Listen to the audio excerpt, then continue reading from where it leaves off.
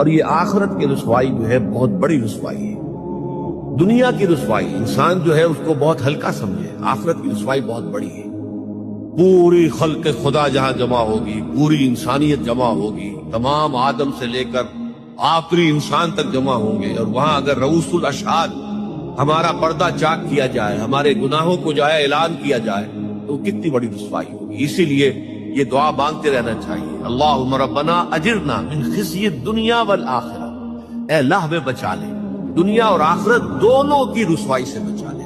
دنیا کی رسوائی یہ ہے کہ آپ کے کسی غلط کام کا چرچا ہو جائے، دنیا کے اندر پھیل جائے، آپ کی جو ہے عزت جو ہے وہ داغدار ہو جائے، اس سے بھی اے اللہ بچا لے، پردہ ڈال دے۔